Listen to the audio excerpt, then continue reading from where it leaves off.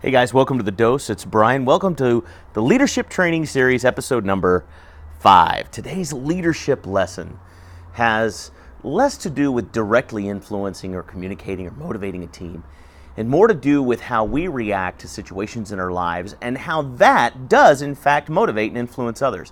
What I'm talking about is the concept of remaining both hopeful and humble when it's required. Here's what I mean.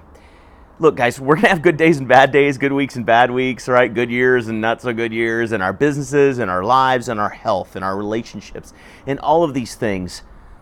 But I'm going to talk specifically right now about how it relates when you're building a team.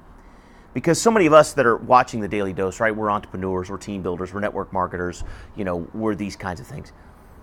And it doesn't matter whether you're building a work-from-home business or whether you're the leader of a sales organization or whether you own your own insurance agency. I mean, this applies across the board.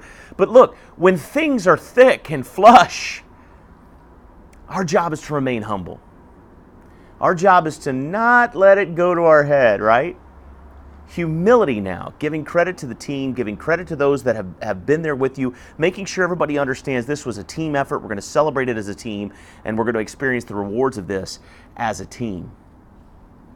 I've seen posts on Facebook, with folks with their great big houses and really expensive cars and things, and that's great, that's wonderful. But what would be a better promotion is how many people have you helped to get a brand new car, or bring a wife home or a husband home from their second job, or help a child go to private school through your business building efforts, through helping others? How many people have you helped to find success inside of your industry or with your team or with your organization? Because guess what? If you're driving a great big, if you're driving a brand new car or a brand new sports car or living in a great big house, you've probably helped a lot of people. Talk about that. That's inspirational, but it's also very humble, right?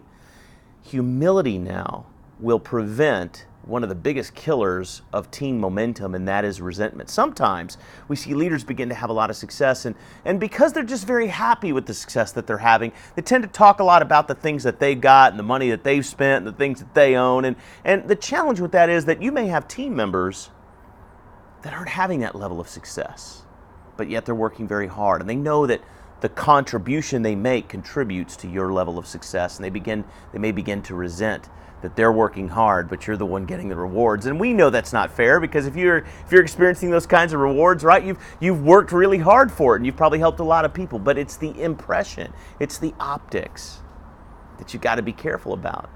So humility is important when things are flush, but guess what? Sometimes things are going to get thin too, aren't they? And when things get thin, it's our job to remain hopeful. The team is looking to you to be the inspiration, to provide the hope, to provide the vision when things aren't so wonderful. And that's going to happen to you. It's going to happen to me. It's going to happen to all of us in all areas of our lives.